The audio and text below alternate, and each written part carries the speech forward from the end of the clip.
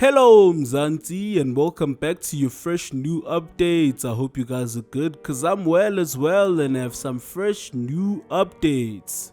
And on our first update, Gogo Maweni trash talks SK Khoza and says she has a video of him using drugs. Popular sangoma and reality star Leanne Makgopo, best known as Dr. Maweni, has made shocking revelations about the former lovers Thembiso SK Khoza in a recent episode of popular podcast Point of View with Gigi Lemaine. In the explosive interview, she called Khoza out for being a deadbeat dad and revealed his alleged drug use and factored that contributed to their relationship not working out.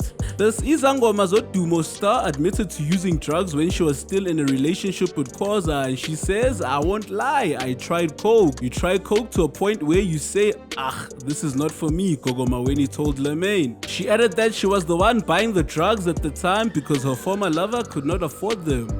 But isn't that safe to say that Gogo Maweni is actually the one that put SK Khoza into drugs, allegedly, if they say SK Khoza is using drugs? Anyway, she carried on and said, "You are introduced to drugs by this person who cannot even afford the drugs, but because you are a cheese girl, someone who comes from a rich background, you can afford to buy them," which is the drugs. To find out more on what Gogo Maweni said on the podcast, let's just go down to YouTube and go to the podcast by Gigi Lemaine and see what Gogo Maweni had to say. Let's play, let's see what she said. People change. After being exposed, people change. Let me tell you something. Yeah. Let me tell you, and I've never actually ever said this, and I'm going to say it today, not because I want clouds, as people will come out and say. I don't give a shit what people are going to say after this. I don't owe anybody anything. The only people I owe an explanation to are my parents and my sons and my husband. That's about it. Yeah. Anybody else was never there when I was in that situation where I had to take my last money at the Pampers to buy a bag for someone. So I chose a man over my own kids. Do you understand? I chose a man because ke batla lerato, because ke batla go acceptiwa. No. Number one, when I got pregnant, I won't lie, I've tried coke. Do you understand? But you try coke to a point where you say, this is not me. It's honestly le wine, le brandy, le what. Why you know wine therefore I will stay away from it. But then you are introduced to drugs by this person, do you understand? Who one cannot even afford the drugs, but why not? Because uchis girl. So I actually still today, the alive views that I got from SK, I don't know whether they were real or they were only because I could buy him drugs. Do you understand? So yes, we spent a lot of time together. We had sex, we had a baby. When I got pregnant, I was told, let us go sign. I need to swallow. Let us go sign. Oh, you are everything. Let us go sign. I get Limona, the first baby mama. That was a failing relationship already. They were only together when they were in the public. Okay. Inside closed doors, people slept in different. He slept on the couch. I would also sleep over and sleep with him on the couch while Mona's sleeping upstairs. Do you understand? Yes. So you ask yourself what relationship that was. So the first baby mama is Mona. They have 2 kids, and then there's me. So when I got pregnant with Rory, he said to me he was not ready to have another child. Then I said to him, you are not ready. But I believe there's a reason why I am pregnant and I'm supposed to have this child.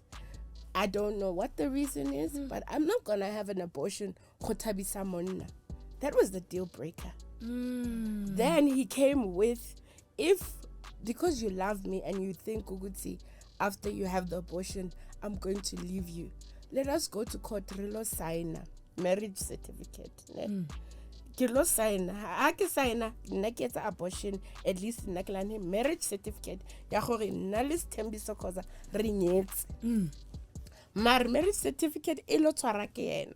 Who said lenyalo ke babitsang ke achievement, guys?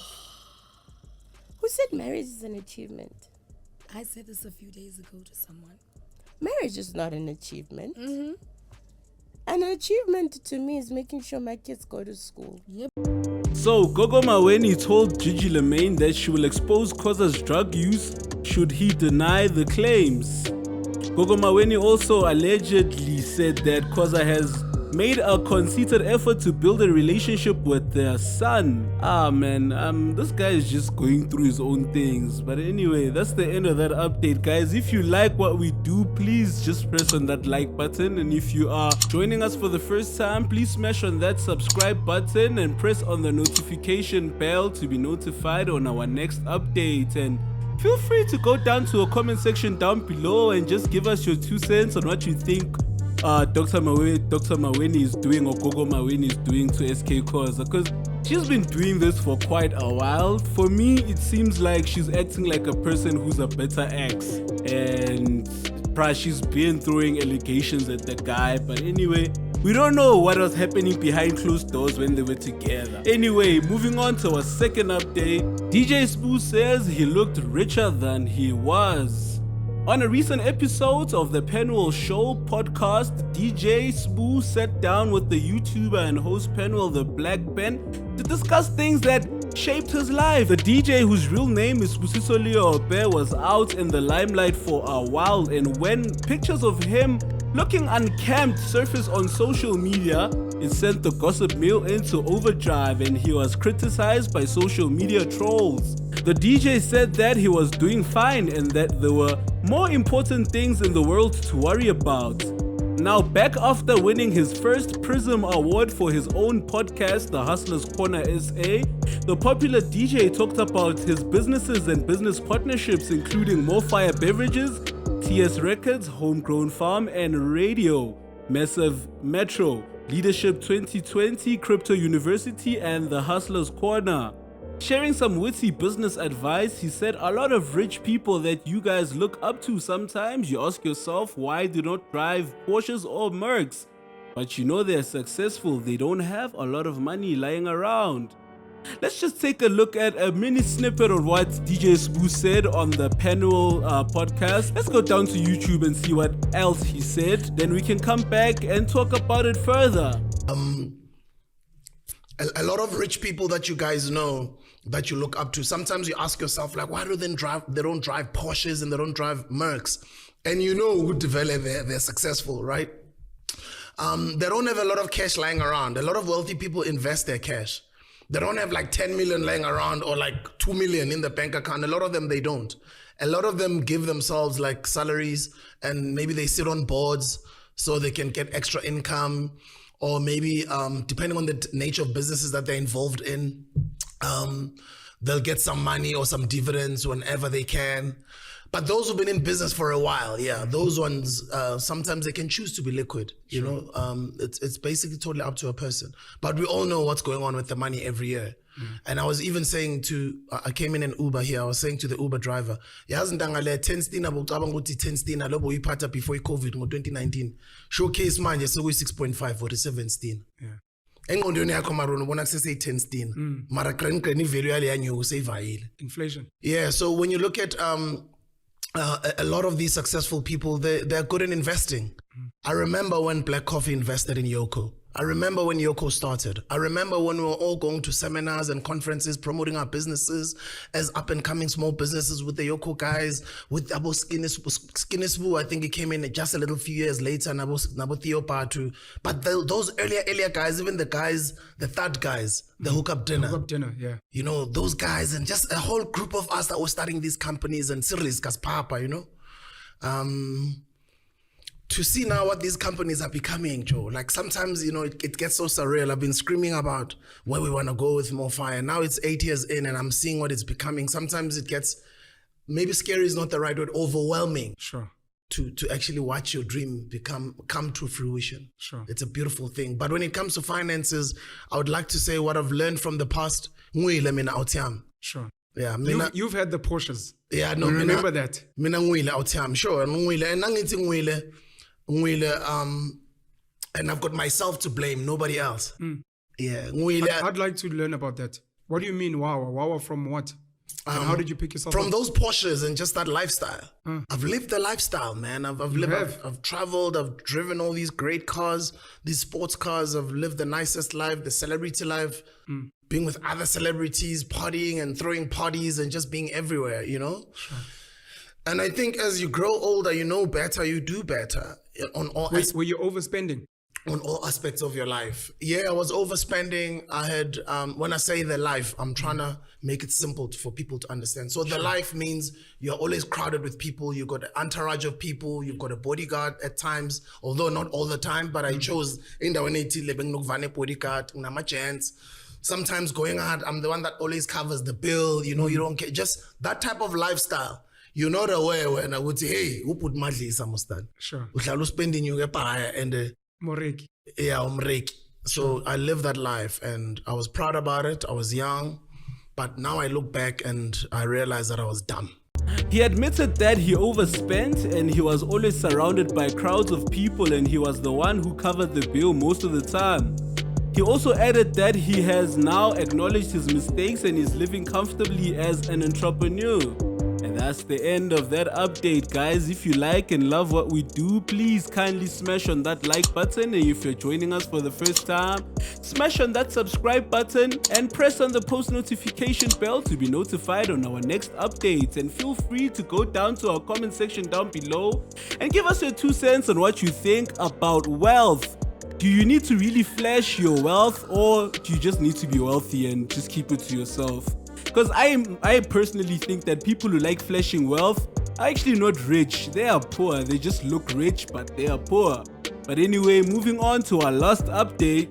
Lasizwe celebrates as Lasizwe Fake It Till You Make It trends on Netflix. Lasizwe took to social media to celebrate his reality show's milestone, and this is what he wrote on his Twitter. Just found out that Lasizwe Fake It Till You Make It is trending on Netflix 2 years later. Crazy. If you haven't watched it yet, watch it and let me know which country you're watching from. Thank you so much, Morning Maid. In his video, Dambuza teased the 4th season of the popular reality show, which includes brother Lungile Mkunu. Dambuza's tease certainly opened the door for fans to request that he make a 4th season. The presenter was pleased with his show, still trending years later, and celebrated the best way he knows by dancing. He then shared on his Twitter a video of himself dancing away, and this is what the caption says, I quote, "A young celebration dance, we on Netflix trending, baby." On the reality show, viewers got to see the star deal with issues from his relationship with his late dad to his relationship with his family, as well as his well-being. Viewers also got to see Dambuza tackle his romantic life, which is far from smooth, and his storyline with actor Cedric Fourie had him hooked. Sadly, Fourie won't be returning to the show, even if it returns for a 4th season. Now, during the episodes on his YouTube show, Drink or Tell the Truth, Dambuza revealed that he would never work with Fourie again. Since Lasizwe received his good news and shared it on Twitter, the tweets actually went down to his comment section and they showered him with some love. And let's see what the tweets had to say. And with this first user says, "I literally just went to watch more of it." And with our second user says, "They better pay you your coins, yeah." And with our third user says, "Rewatched all 3 seasons, dawg." And with our last user says, "I will watch it." And that's the end of that update, guys. If you like and love what we do, please kindly press on that like button, and if you're joining us for the first time, please smash on that subscribe button and also press on the post notification bell to be notified on our next update. And feel free to go down to the comment section down below and give us your 2 cents on what you think of the Lasizwe Fake It Till You Make It reality show. Because I've watched it since the 1st season, and damn, man, it's full of drama, bruh. Like, I saw how they actually reconciled with Kanyimbao, and there's a lot of things that are just happening. The reality show was really entertaining. But anyway, guys, before we can close our show, please don't forget to like, share, and tell your friends that we are here And yeah, man. And that's the end of our show, and we would like to say goodbye. See you some other time.